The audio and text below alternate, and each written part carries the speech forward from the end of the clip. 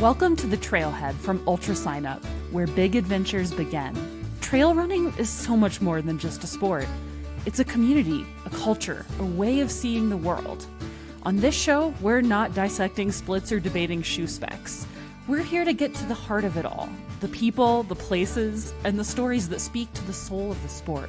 Join me, Zoe Rome, and my co-host, Brendan Leonard, as we'll bring you conversations with the everyday athletes, local legends, quirky characters, and creative minds who make trail running what it is. Messy, joyful, gritty, and deeply human. Because it's not just about chasing finish lines. It's about the friendships forged on long climbs, the lessons learned in the pain cave, and the weird, wild moments that remind us why this sport is about so much more than the miles. This episode is brought to you by Running Warehouse, your one-stop shop for all things running. Whether you need new shoes, fresh socks, or just the right jacket to get you through the season, they've got you covered with a huge selection of gear, super fast shipping, and free returns. Not sure what to buy? Their gear guides and thousands of customer reviews make it easy to find the perfect fit, whether you're gearing up for a snowy long run or a sunny 5K. And here's the best part. If you're signed up for a race on UltraSignup this year, you get access to exclusive savings on clothing, nutrition, socks, and more through the UltraSignup/Running Warehouse Club.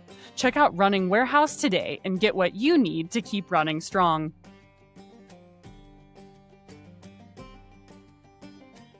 Okay, Zoe, Joe Grant. Do you know Joe? Have you ever met him before?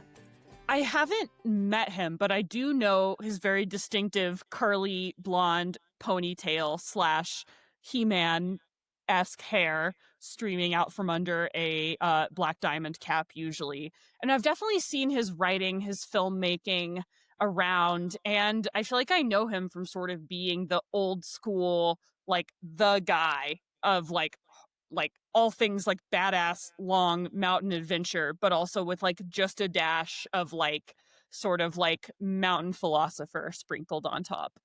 Yeah, I think that's accurate. He probably wouldn't say that, but he's too humble. But yeah, very fast. No one can accurately describe themselves. That's why we have a podcast. Yeah, historically very fast runner, great hair farmer. I gotta say, like probably top 5 in the history of ultra running as far as hair plus beard Definitely combination. A top 5 haircut.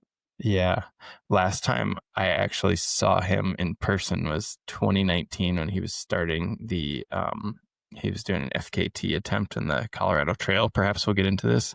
And I was friends with a couple of people who were doing like the filming and photography with him. So I was like, oh yeah, I'll swing down to the Trailhead. It's just, 30 minutes south of here. And I stopped at Voodoo Donuts on the way there and got like, a great probably move. half a dozen apple fritters or whatever, just because I thought, hey, you're going to be going for like 10 days or 8 days or something like that. And everybody else ate one, but Joe did not touch them at all. So, and I never asked him.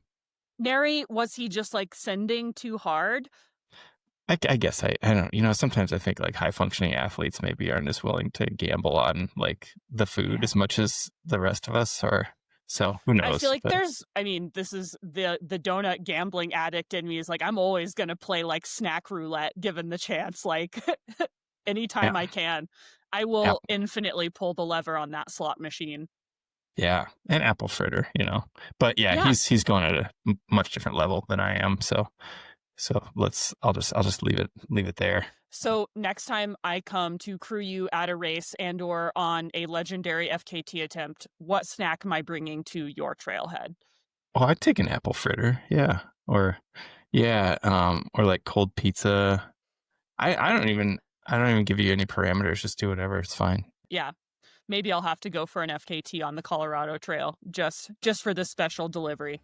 Yeah, you should. We can talk to Joe about that if you need to. I'll get the beta.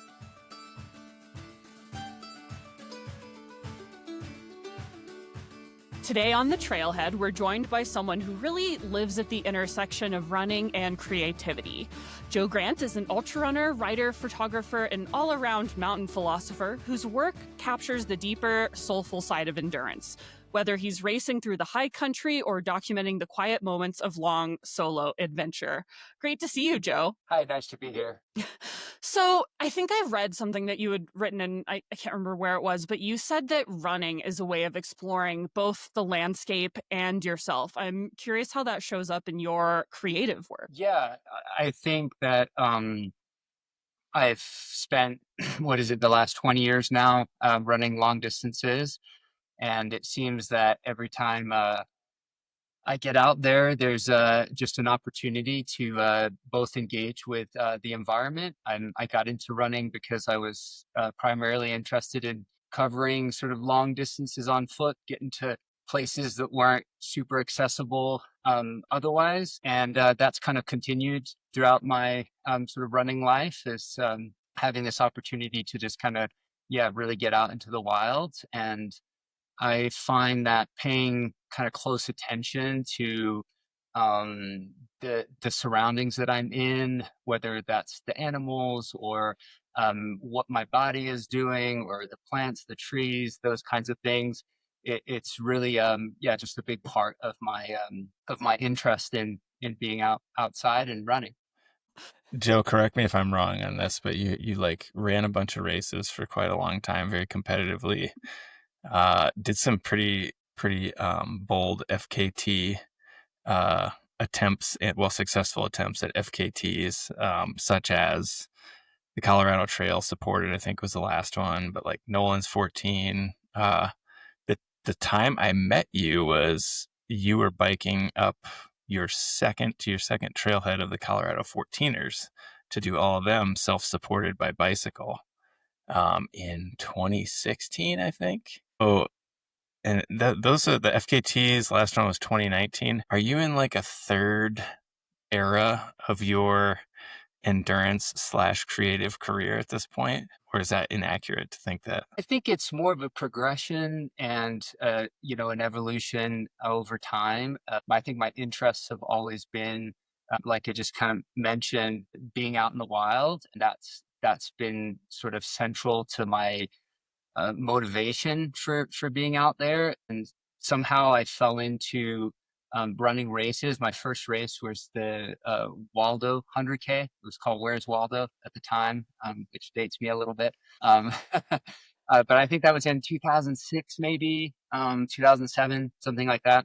And it was my first race I'd ever done outside of a bet to run a marathon in college with some buddies, where I jumped in, 2 months sort of after I had made the bet, and had this funny idea that you were supposed to run every single stat, not eat anything at the aid station because that would mess you up. And so I had a miserable time, not really eating or drinking anything, and just hating everything about the sort of pavement running experience. But I really enjoyed the activity of running, and particularly as it was, applied to being out in the wild. And so when I grew up in France and spent my sort of all childhood from 6 years old through college in France, and then came over to the U.S. on an exchange program to Durango for a year, and that's where I met my now wife 22 years ago, and that kind of started, I guess, my sort of US chapter of my life. Once I graduated college, came over here, and that was also where my interest in running was percolating. And we moved to Oregon, and then I saw that there's this opportunity to run the Where's Waldo 100K. And at the time, you needed a qualifier like a 50K or some kind of statement saying that you could run 100K. I The only thing I had done of note was to ride my bike across the U.S. So leading, so I wrote the race director and I said, "Hey, I'm fresh off this transcontinental bike ride, and I'm fit and interested in trying to give it a go at the 100K."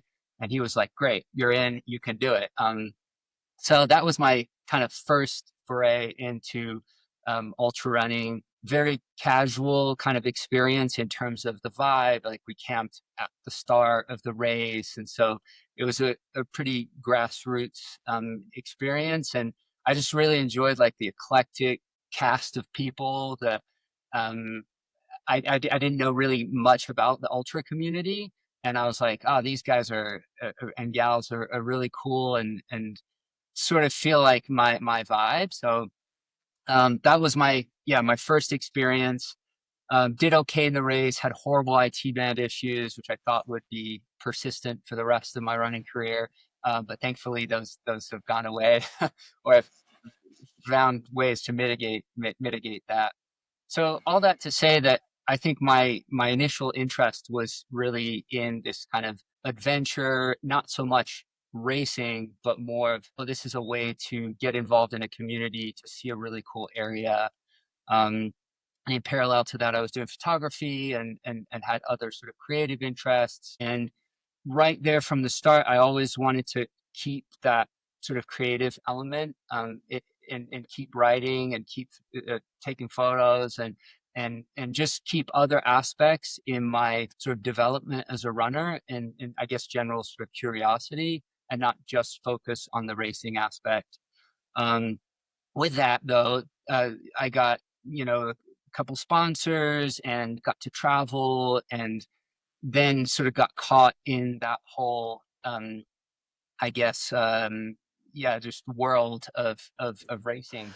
Did Around. it did it feel like getting caught? Like, did it feel like you found yourself sort of in a circumstance where some of the incentives felt like they were pulling you towards maybe sides of the sport that didn't resonate as much? Or did it feel like, oh, this is kind of the natural progression of things at the time? I think it felt amazing at the time. I was 25 years old, 25, 26 years old, and I was getting free gear, little travel stipends, some opportunities to go around the world and race. And there was a really good energy in the sport. There was, I think, shortly after that, there was the 2010 Western States race, which I think is the 30th anniversary this year, is that, if I'm not mistaken. And so, that kind of energy of just having people really race 100-milers, not that they weren't really racing before, but I think there was a bit of a shift at the time to this like quite minimal style and really going sort of start to finish as hard as you possibly could. And we're not, there's still race management and all of that, but I felt like there was a different tone, at least that I was experiencing. And since I didn't really know a whole lot of what had come before, it felt fresh, it felt exciting, it felt really like something I wanted to keep doing. And so not really compromise, more of just pure, just sort of excitement. Yeah, but later in your career, you sort of trended towards these more self-supported type things like the Tour de 14ers or even your self-supported Hardrock. I'm curious, like, where that interest around like doing these big lines, like the Nolan's line, sort of came from, and if those feel like they're maybe more in conversation with your art than the racing, or maybe they both feel like they are in conversation with your creative work too. Well, my first 100-miler was UTMB in 2009, and I wanted so to. So you started easy. Yeah. Well, it was, again, it was like that, well, I'm going to go back to France, where I grew up, and this 100-miler I'd heard from Topher Gaylord about running these really long distances, and that really intrigued me. And the context of the race intrigued me almost more than the actual race itself, at least from a competitive standpoint. The distance was intriguing, as well as like, wow, you get to run around Mont Blanc. Like, how cool is that? So after that experience, rock sort of came on into my, was part of my interest, especially going to school in Durango, being near Silverton, San Juan. So I was like, okay, this is also totally my jam. So I got way deep into Hardrock and wanting to go back there every year. So not much interest in like the Leadvilles or the even Western States. Didn't really interest me that much because it felt more like running races, whereas these more mountainous races were like sort of seemed bigger, bolder, more interesting to me. So when it came to doing like 2016, all the 14ers, that came from like maybe, I don't know, 6, 7, 8 years of racing and wanting to just kind of explore something different that was still fit the paradigm of, well, you're doing a performance, and that would speak to, say, sponsors or even just the general audience that at the time that was very much like you're siloed into the competitive I guess aspect of the sport, and that's how I had made a living up until that point, and wanted to keep doing that. So if I'm going to get creative, I still have to keep this performance element alive to make it, I guess, relevant or easily translatable to a general audience. So that was a bit of the idea. There was like, oh, I can go do this great venture, make it an FKT thing, and then everyone's happy.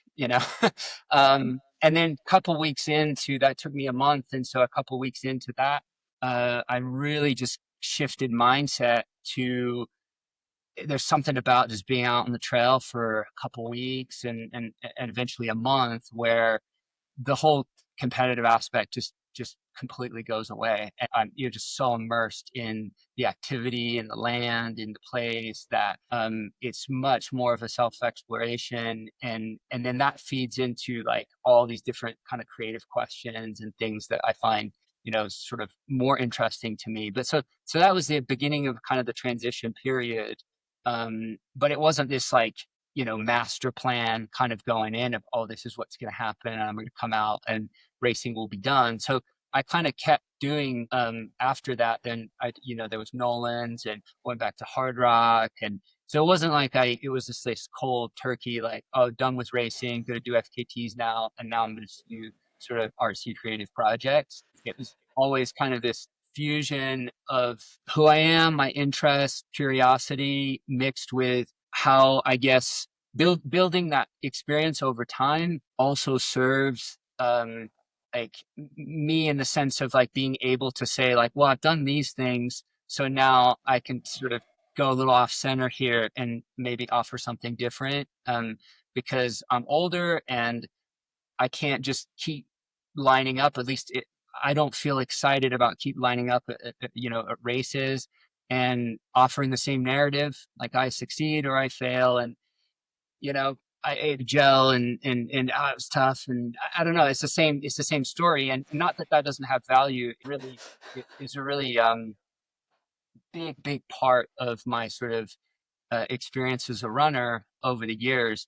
Once I started to see that, like, oh, you can tell stories about other things, or you can bring in just a broader, I guess, perspective, it becomes a lot more interesting to me.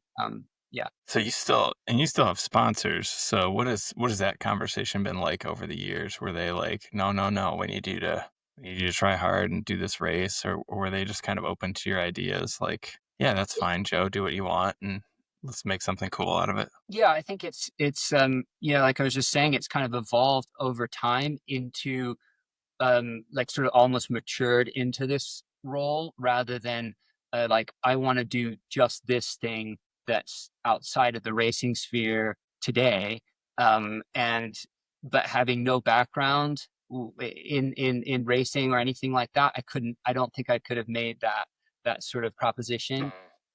So for me, it was more like aligning myself with companies that were more mountain focused and not so just kind of pure running focused, and already had that sort of broader perspective in terms of what they're looking for representation.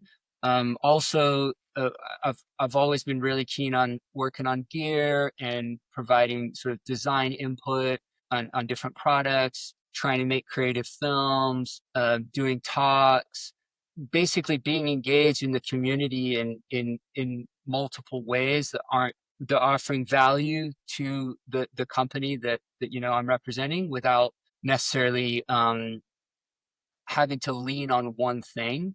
And so I just got off of I did like a 5-stop speaking tour from this last project, and so that was a way to kind of engage with the audience in a different way. offer something that isn't just like, oh, I did all these mountains and, look how cool I am. But talk about, maybe more So land cool. environment. Can you? How Oh yeah, Sorry, go I Brendan. was just going to ask you to kind of just summarize what that last project was for Yeah. people who don't know. Yeah, so last summer, I hiked from my home in Durango, 400 miles around the San Juan mountain range. And so there's 14 14ers in the San Juans. There's 7 wilderness areas. There are the headwaters of many rivers. And so I didn't want to just go and tick off just peaks or do a mega loop just to do a loop, but instead go to these different areas of interest that would kind of circumnavigate the range while also exploring sort of like going to the headwaters of the Rio Grande or going to the Wheeler geologic site, which is way out east. And it's just these lava plumes where the San Juan Mountains formed, and that exists in Colorado, and it's really random, when you're coming from high alpine and you go in and there's these like towers that look like Bryce Canyon. And so I had these different points of interest that I kind of loosely sort of pieced together, and then just wanted to start and finish from my home.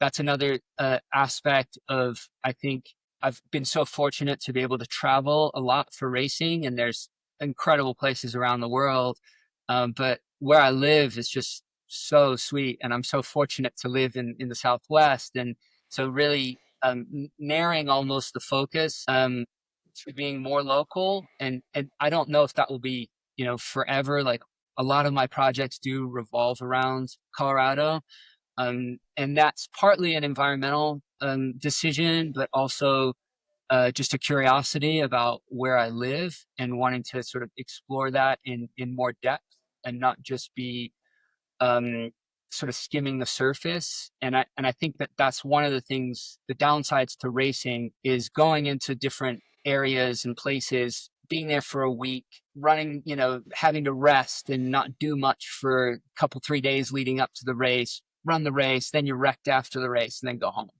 And you still get to meet people and see the place, but it's fairly surface level in that way. So focusing on more kind of home projects has been a real interest of mine, and that leads also into the creative side of things. So wanting to make like photographs or write about the place where I live rather than I guess it just sets a theme and a way to sort of narrow the focus, and that's What does it look like for you specifically to like go below that surface level? Because I feel like one of the challenges with creative work, particularly around running, is that I feel like it's especially susceptible to cliche and sort of repetition. How do you, both like in terms of how you construct these lines or how you construct these adventures, and then the actual creative work that comes out of it itself, how do you try to go a little bit deeper or do something different or slightly more interesting? There's a quote that comes to mind from a psychologist named George Mumford. He worked with Phil Jackson, Chicago Bulls, and he did a lot of sort of sports psychology and work in that regard. And he says like that peak performance is about learning to be in the moment. And I think that's an interesting thing for me to, what does that actually look like? Like when I go out for a run, like I don't run with a watch. So I'm paying attention not to the, in some ways, limited data that a watch could offer. It's like, okay, you got your heart rate, you got the miles, you got the vert. You get some information from that. But if you put the watch away and go out for a run and just pay attention to what your body's doing, to your breathing, to your rhythm, and then, so that's one aspect of it, is almost an internal exploration of how it feels to be out in these places. And then there's all the environment that I'm running through, the more subtle details of like the flow of the creek, what's the snowpack looking like, seasonality, paying attention to all those kind of variances and nuances. And so running is a very repetitive thing. I run the trail in the backyard almost every day, and So if I put 250 days out of the year running in my backyard, the trail looks different, every day there's subtle changes that occur. And like this year we had a terrible winter. And so everything's very dry and the flowers are coming out a little sooner than they would, normally, where there would be more snow cover. So there's that kind of, those kinds of details that stand out more, or it's, shifting awareness from simply, I need to get to the top of the mountain. In what time am I going to do that? And it's almost a reductionist sort of amount of metrics that will be beneficial long term. Obviously, you're still doing the practice, it's still being out there. But I think it's also, each run is an opportunity to really pay attention to what being in the moment feels like, looks like. And then I guess the way it would lead into then the creative work is making little notes around that, observational sort of work that then gives me a catalog of resources to kind of pull from, and that would inspire writing or inspire kind of a set of photos or something like that kind of fit together then with a more cohesive theme. How long have you been not wearing a watch when you run, and what led to that? Yeah, on and off for quite a long time. But actually, when you met me on the Colorado Trail in 2019 there,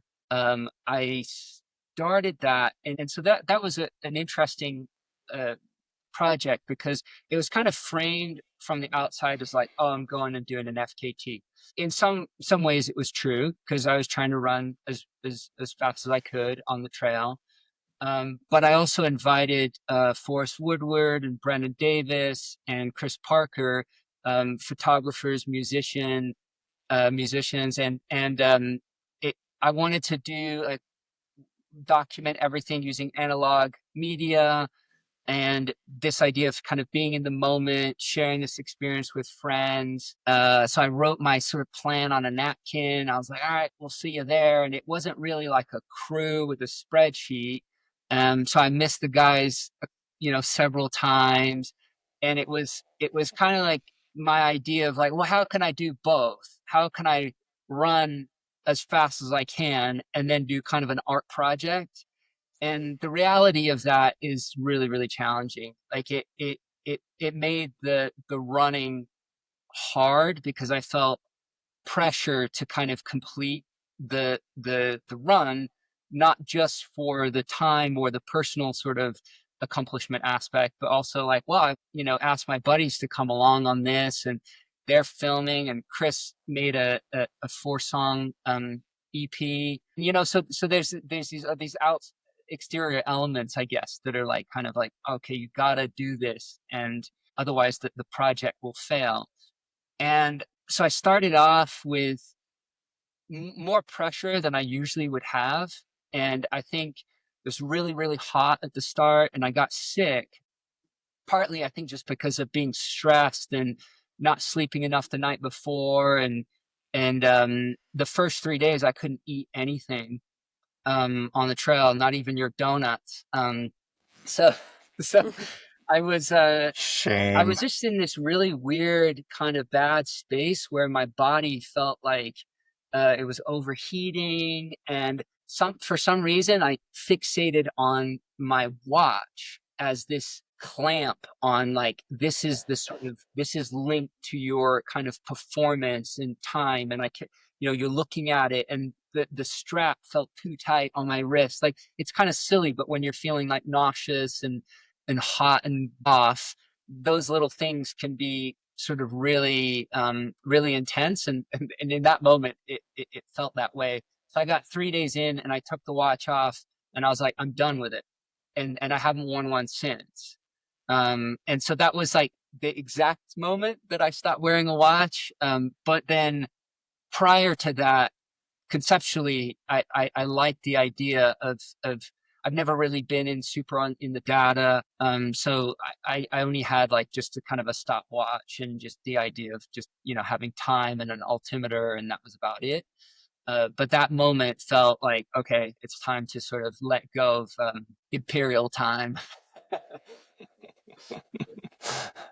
I'm Okay. curious if there's like other ways you've tried to sort of infuse that analog approach into your trail running, because like there has sort of been this arc of like trail running started as the place where people who were maybe more tech averse went to get away from the roads and the paces and sort of like the overbearing nature of like time and pace, and it's sort of started to veer back in this direction of like, you know, everyone's like blinged out to the teeth with different ways of measuring things. Yeah, I mean, honestly, I just feel like whatever, it works for you is great. Like I don't really care what people, do in terms of like if it's respectful and they're having a good time, and I know plenty of people that their language is through the data, and that's what gives them the right references to be able to feel stoked about the run. Or um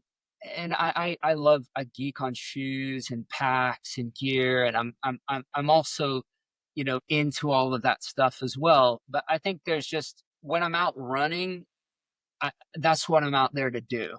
I'm not really out there to kind of, see all the, I mean, all the stuff is happening right in front of me. And there's nothing better, in my opinion, of just being fully immersed, engaged in the activity, like whether it's running real hard downhill or, hands on knees, kind of working up on an uphill. Like it's just such a intoxicating feeling to be really focused. And, and that's just been something that's really appealing to me. I grew up pre-internet, like probably both of you. And there was this just, I don't know, just appeal to go out and play and be bored or be stoked or whatever it was. There wasn't like oh, I have a distraction, to sort of occupy the time. And I think that technology takes up so much of that real estate and in our minds. And I'm definitely not, all analog by any means. I use technology plenty, but I do think that when I'm going out to do something that I really love to do, trying to put that to the side and just focusing on, um, almost like forgetting the equipment. I think well designed, well built equipment should sort of feel like it's not there. And I'll geek out about shoes all day long, but once I'm out there, I'm like, well, if they work, they're sticky, they're grippy, I'm not twisting my ankle, whatever it might be. That's all I really want, And so for the activity itself, yeah, um, being more in the moment, being more analog seems to be the most fulfilling way for me to engage with it. Does it, when you get on the trail or go up into the mountains nowadays, how much of that time feels like play to you? Like, would you use that word? Yeah, for sure. I mean, I like I you know I can maybe come across as being quite serious, in my, or at least in like my aesthetic online. But I banter a lot, and there's a lot of bullshit too, and just it is a pretty fun activity. Like to go out and run with a few friends is like, I mean, it's one of my favorite things to do in the world, And so I I do, like this morning I had a really nice run with my dog, and we're bopping down the trail and we're having a grand time, and it's so, there are aspects of it that are really fun. And then there are aspects of it that are more serene or more focused, I guess you could say, of like starting easy and focusing on my breath and getting into like a more meditative state. And just, so those aspects are for sure present. But I think play is such a great thing, and it leads to, um in some ways, a lot of teaching and a lot of eye-opening things, because it's it's natural, it's not conditioned. If it's fun, um it feels like you're in the moment for real, because it's hard to like stage play, because it wouldn't be that fun, right?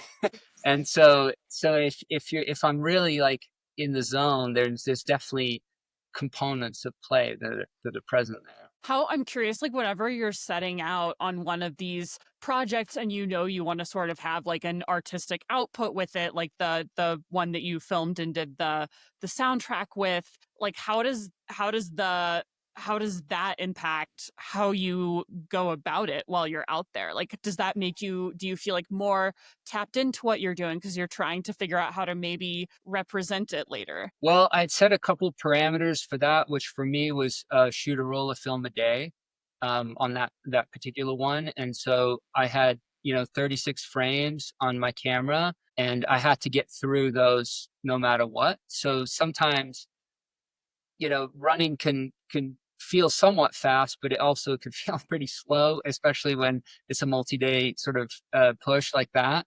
And so there's like aspects of the trail that would just like look the same over and over again. And I'm like, man, I've just been taking the same sort of photo, and I've got 20 more to go. And I know that when it starts to get dark, it's done. I don't have flash. And so, there are little considerations like that of trying to be like, okay, I've got to get through this roll of film on the day. I'm not really too focused on what will happen after, because I don't know really what I'm going to get. So there's no feedback in the moment other than observing and seeing a cool little moment that feels like worth capturing, which I like that a lot, because it draws your attention to something, whether it's composition or something that's occurring in that moment. Click, and then that's it. There's no like, oh, I'm going to check and see if I got the right one and go back to it. So there is a nice continuity in the movement that is I think analog is unique in that way. It doesn't take me out of the moment. And so more and more I just try to, it's almost like Christmas, at the end, I send off the rolls of film and I get them back. I'm like, oh, sweet. They're not all blank, or like something came out that was cool. And so, yeah, those are the main sort of, I guess, like thoughts that I have going in is have small little restrictions. Like I like to shoot in black and white. And so I know that if there's a purple door or something, that if the light's not interesting on it, then it's not even really worth taking a photograph of it. And so there's these little games almost that I play in my head, because I've got, these little constraints. But I think that leads to deeper sort of observation, at least for me. It doesn't necessarily result in something extraordinary at the end, but in terms of the experience of it unfolding, I think it's really cool to have those little parameters. And it's also, I should say that this was unique in that we didn't have to do anything for brand. So I can utilize aspects of that for, say, BD or whatever, but it was more of a personal project. And so there's distinction there between having a personal project and something that's going to be commercial. And then my attention would be a little different there, where I was like, we have to get this. Like, we can't come back and be like, yeah, sorry, the film just didn't come out, and with experience and time, like, I get more confident with knowing that, like, yes, something's going to happen from this, and it will have a certain feel and a certain look, and that might not work in a commercial setting, or it actually might work really well because it reinforces a certain style and offers something different. And so maybe sort of even circling back to some of those earlier questions of working with brands, it's like over time, that's also part of what I can offer, is saying,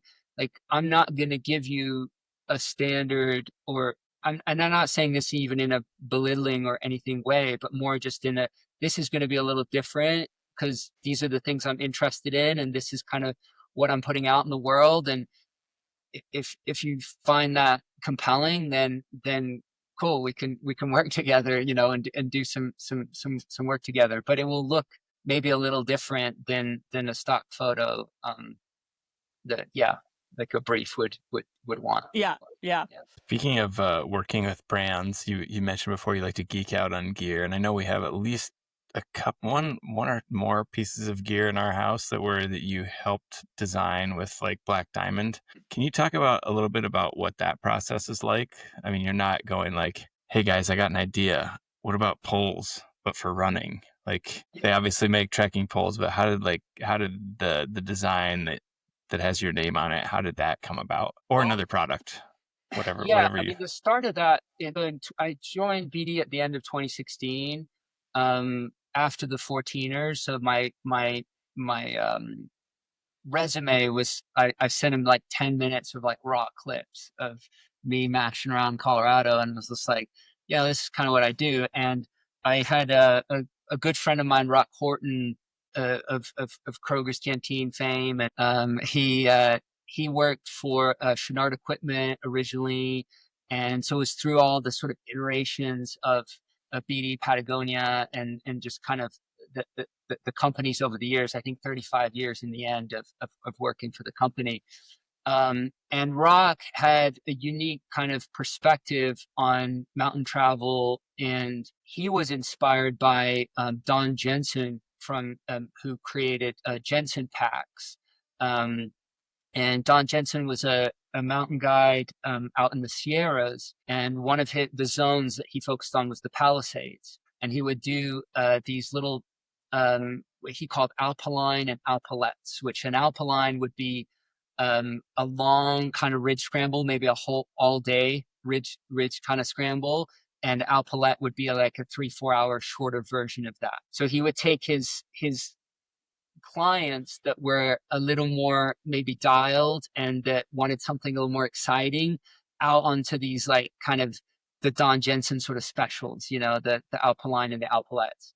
And so to do these things, to move fast in the mountains, he would craft his own gear, and he would do it in really specific ways so that the pack would move with his body and that it kind of fit the requirements of this sort of unique kind of hybrid style that he had. And so when I started with BD, Rocco was my mentor, and he was telling me all about, Don Jensen and designing these products and how it's all tied in to the environment that you're in and moving in the environment, and how can we like create stuff that isn't just about selling more product, but that actually is bringing something kind of unique to the market. So the first product I got to make was a little 8-liter pack called the Distance Pack, and I was planning on doing Nolan's.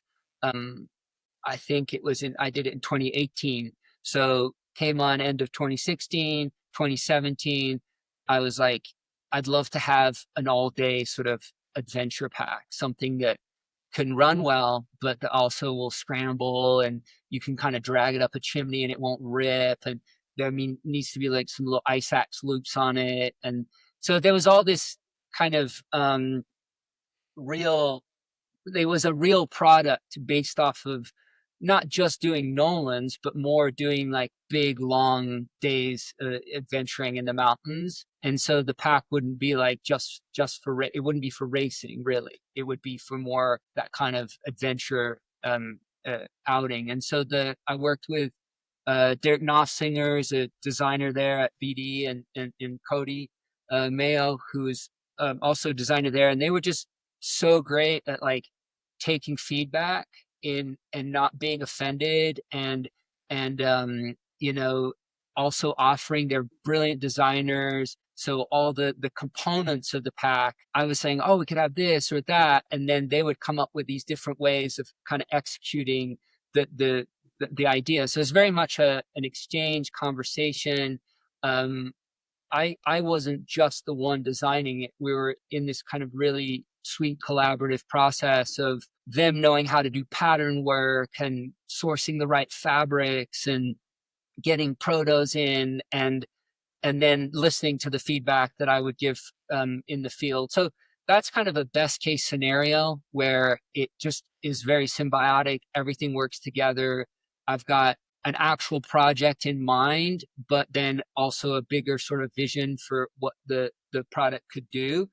And I've got great designers to work with who are in that sort of mountain climbing, sort of BD sort of ethos, and yeah, just all sort of clicks and works together, and then I guess then you would like move on to like, perfecting other products or tweaking them. So everything's not as comprehensive in terms of start to finish. Often they'll just be like, well, this is a product that we're coming out with. It's already in the works. And then I'll just provide feedback on it, as well as, other athletes on the team or adjacent to the company or whatever that might be. So yeah, there's the best case scenario, which is I've been fortunate to work on a few of those. And then there's, others where it's more just, day to day, like improvements of different stuff that's already in line. Moving bungee cord around. Yeah. Or just, BD was doing poles, headlamps, a lot of things that runners would use in the past. And so then, like, since I've been there, we did the fixed length pole, which is like really, really lightweight, and it's not for everybody because it doesn't collapse and you can't really scramble with it, but it's also crazy light. And I was, wanted something like that you could do. You could maybe go fast packing with, or just, so those are just like evolutions of existing products into just kind of new offerings or a new take on something. Yeah. And then you get $7 for every distance 8 backpack sold. No royalties on the pack, but okay. I that's a bummer. that would have been nice. Yeah, it's good selling pack. Should have thought of that. Whoops. But if you need business tips, come to us. It's also cool though, because we were talking about just evolving roles and how to work with brands in ways that providing value to the brand. That's a great example of it, where I feel that if I'm not going to race as much, that I also and providing value in other areas. That's kind of building. I was the first runner on the BD team, so I had to almost like sell it to the climbers too. In the beginning, I was just like, "What's this runner dude doing here?" And to be like, "Well, there's parallels with our approach or vision to the mountains, and certainly a lot less technical on the running side of things, but that sort of outlook to want to get out into the big peaks and have equipment that kind of works for that and everything is something that we share in common." Joe Grant, Thank you so much for joining us today, Joe. Those are all the questions that I had, but it was so cool to hear about, all the different threads of your artistic work, of your running work, the gear design work that you're weaving together. Thank you. Yeah, it was nice chatting with y'all.